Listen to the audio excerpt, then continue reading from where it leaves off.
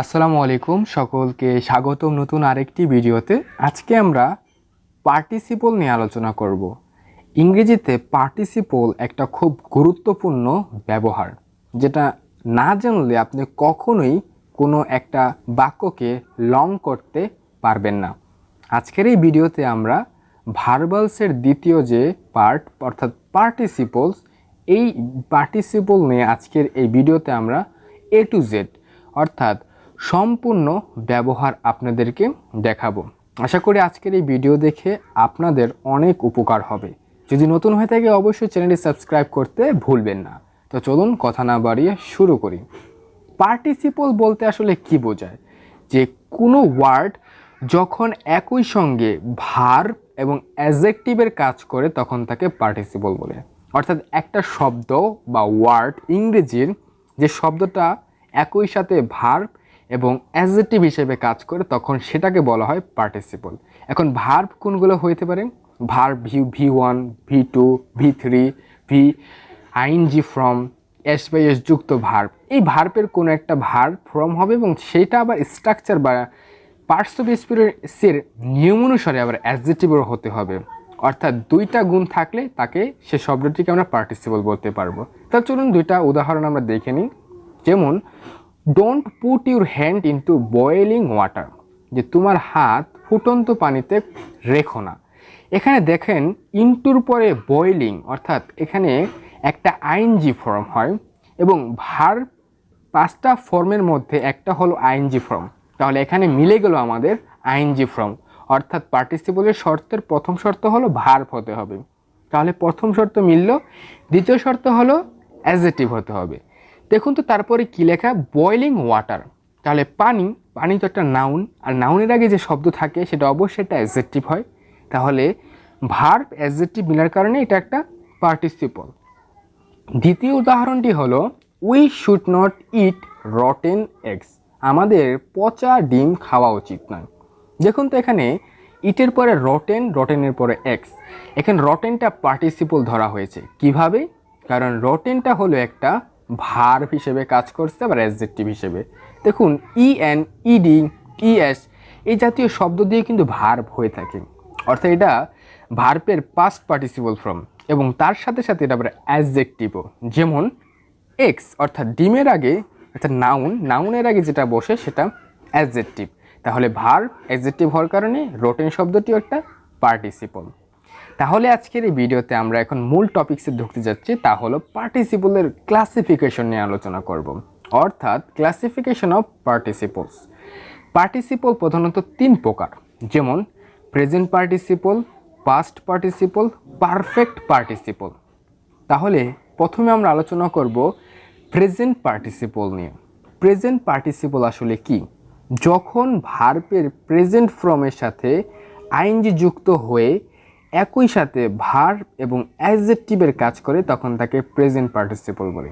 অর্থাৎ প্রেজেন্ট পার্টিসিপলের দুইটা ফর্ম, একটা হলো প্রেজেন্ট ফর্ম হতে হবে এবং সেই ভার্বের সাথে আইএনজি যুক্ত হবে এবং সেটা ভার্ব এবং অ্যাডজেক্টিভের কাজ করবে, তখন তাকে প্রেজেন্ট পার্টিসিপল বলা হবে। যেমন I saw the boys playing cricket, যে আমি ছেলেদেরকে ক্রিকেট খেলতে দেখেছিলাম। এখানে বয়েজের পরে প্লেয়িং, এই প্লেয়িংটা হলো একটা আইএনজি ফর্ম যেটা অবশ্যই একটা ভার্ব হিসেবে কাজ করে। আর ক্রিকেট একটা খেলার নাম অর্থাৎ নাউন, আর নাউনের আগে যে শব্দটি বসে সেটা অবশ্যই অ্যাডজেক্টিভ। তাহলে ভার্ব অ্যাডজেক্টিভ মিলার কারণে এখানে প্লেয়িং শব্দটি হলো একটা পার্টিসিপল। দ্বিতীয় উদাহরণটি হলো don't get down from a running train, যে চলন্ত ট্রেন থেকে নেমে যাওয়া, অর্থাৎ গেট ডাউন অর্থাৎ নেমে যাওয়া। তাহলে এখানে দেখুন তো রানিং একটা আইএনজি ফর্ম, অবশ্যই একটা ভার্ব, আর ট্রেন একটা ট্রেন যানবাহনের নাম, অর্থাৎ এখানে একটা নাউন বসছে আর নাউনের আগে যে শব্দটি থাকে অর্থাৎ রানিং সেটা অবশ্যই একটা অ্যাডজেক্টিভ। তাহলে ভার্ব অ্যাডজেক্টিভ মিলে যাওয়ার কারণে এটা একটা পার্টিসিপল। তাহলে পার্টিসিপলের প্রকারভেদের প্রথম প্রকারভেদটি আমরা জানলাম প্রেজেন্ট পার্টিসিপল। এখন আমরা শিখব পাস্ট পার্টিসিপল সম্পর্কে। পাস্ট পার্টিসিপল বলতে কি বোঝায়?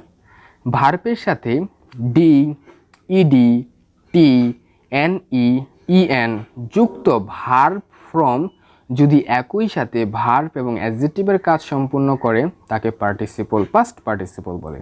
যেরকম the car made in Japan, জাপানে তৈরিকৃত গাড়ি ইজ রানিং ওয়ে, খুব ভালো চলে। এখানে দেখুন তো মেড একটা শব্দ, যে শব্দের শেষে ডি অর্থাৎ ইডি যুক্ত রয়েছে। এখানে আমাদের নিয়ম ছিল ডিইডি টিএনই ইএন যে কোনো একটা থাকলেই হবে, এখানে একটা ডিই যুক্ত রয়েছে। এবং আমরা জানি প্রিপোজিশনের আগে যেটা থাকে সেটা সচরাচর একটা অ্যাডজেক্টিভ হিসেবে কাজ করে, আবার নাউন হিসেবে কাজ করে। যেহেতু এখানে এর আগে কার রয়েছে, কারের পরে যে ভার্বটি সেখানে অ্যাডজেক্টিভ হিসেবে কাজ করছে, তাহলে এখানে মেড শব্দটিও হলো একটা পার্টিসিপল, আর এই পার্টিসিপলটি হলো পাস্ট পার্টিসিপল, কারণ মেডের প্রেজেন্ট ফর্ম হলো মেক, মেক থেকে হয় মেড। আমরা আরেকটি উদাহরণ নিই, তাহলে খুব সহজেই বুঝতে পারবো।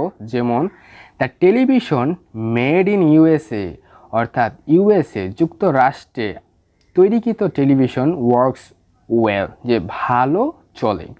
তাহলে এখানে দেখুন তো মেড ঠিক আগের নিয়মটি ছিল যে আমেরিকায় তৈরিকৃত টেলিভিশন খুব ভালো কাজ করে, তাহলে মেড হলো একটা পাস্ট ফর্ম, মেকের পাস্ট ফর্ম মেড, আর মেডটা এখানে অ্যাডজেক্টিভ হিসেবে কাজ করছে, অর্থাৎ ভার্ব অ্যাডজেক্টিভ মিলার কারণে মেড হয়ে গেল একটা পার্টিসিপল, এবং এই পার্টিসিপলটি হলো পাস্ট পার্টিসিপল। তাহলে আমরা পাস্ট পার্টিসিপল সম্পর্কে খুব ভালোভাবে জেনে নিলাম। এখন আমরা জানবো পারফেক্ট পার্টিসিপল নিয়ে। তাহলে পারফেক্ট পার্টিসিপলের সংজ্ঞাটা আসলে কি, প্রথমে আমাদের তা জানতে হবে।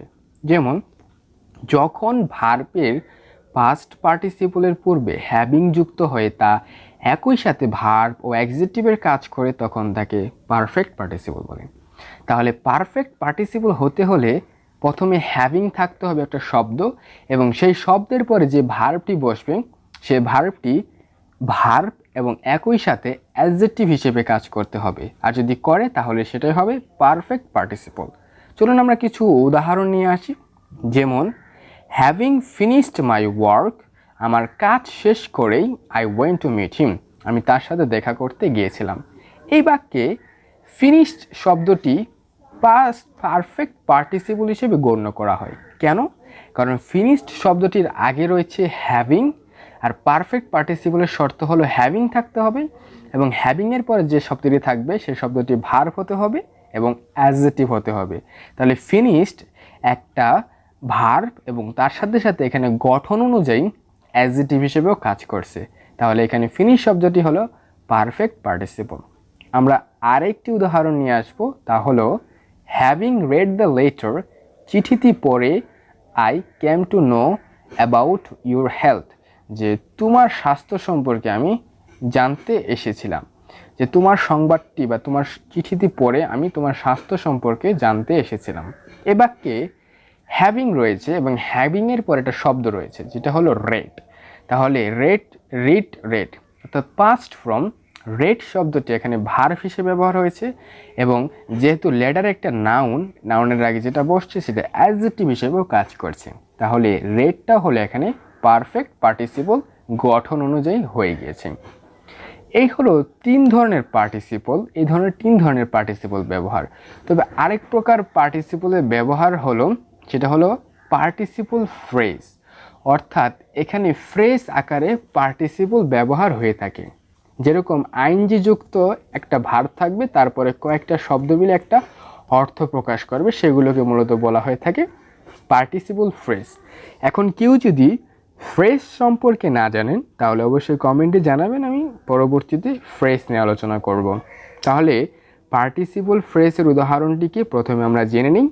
সাধারণত কোনো ভার্বের সাথে আইএনজি থাকলে সেই ভার্বকে পার্টিসিপল ফ্রেজ বলে। তাহলে কি ভার্বের সাথে আইএনজি থাকলে সেটাই মূলত পার্টিসিপল ফ্রেজ হিসেবে গণ্য হয়ে থাকবে। তাহলে কিছু আমরা উদাহরণ নিয়ে আসি। সুলেমান ওয়েন্ট টু গোপালগঞ্জ, সুলেমান গোপালগঞ্জে গিয়েছিল taking permission from his father, তার বাবার কাছ থেকে অনুমতি নিতে, অর্থাৎ তিনি গোপালগঞ্জে গিয়েছিল তার বাবার কাছ থেকে অনুমতি নিতে। অন্য একটি উদাহরণ যদি আনি তাহলে বুঝতে পারবেন খুব ভালো মতন। যেমন রিনা হেয়ার্ড হার সিঙ্গিং সুইটলি, যে রিনা তার গান শোনা মধুরভাবে শুনেছিল, যে রিনা তার গান গাওয়াটা মধুরভাবে শুনেছিল বা সুন্দরভাবে শুনেছিল। তাহলে এখানে সিঙ্গিংটি হলো একটা পার্টিসিপল, আর সিঙ্গিংয়ের পরে একটা ওয়ার্ড রয়েছে যেটা সুইটলি, এবং এই সুইটলি থাকার কারণেই এটা হয়ে গেল একটা পার্টিসিপল ফ্রেজ। তবে এখানে লক্ষণীয় বিষয়টি হলো পার্টিসিপল ফ্রেজ সাধারণত অবজেক্টের পরে বসে, অর্থাৎ এর স্ট্রাকচারটি হয়ে থাকে subject verb plus object plus participle phrase. তাহলে আইএনজি ভার্ব থাকলেই যে সবসময় পার্টিসিপল ফ্রেজ হবে বিষয়টা তা না।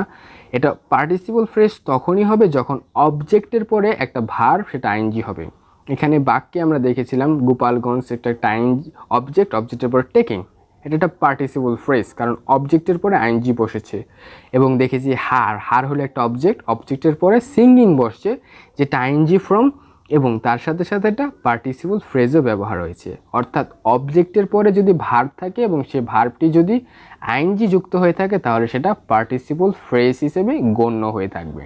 তাহলে আজকের এই ভিডিওতে টোটালি আমরা কি শিখলাম, পার্টিসিপল কি, পার্টিসিপলের ক্লাসিফিকেশন এবং এদের ব্যবহার উদাহরণ সহ আমরা শিখতে পেরেছি। আশা করি আজকের এই ভিডিও থেকে আপনারা খুব সহজে পার্টিসিপলের ব্যবহার জানতে পেরেছেন এবং এখন থেকে প্র্যাকটিস করুন যাতে খুব ভালোভাবে এটা আপনি স্পিকিং, রিডিং, রাইটিং, লিসেনিং ইত্যাদিতে ভালোভাবে ব্যবহার করতে পারেন। আজ এই পর্যন্তই, দেখা হচ্ছে পরবর্তী ভিডিওতে নতুন কোনো সময়ে। সকলে ভালো থাকবেন, সুস্থ থাকবেন। আসসালামু আলাইকুম।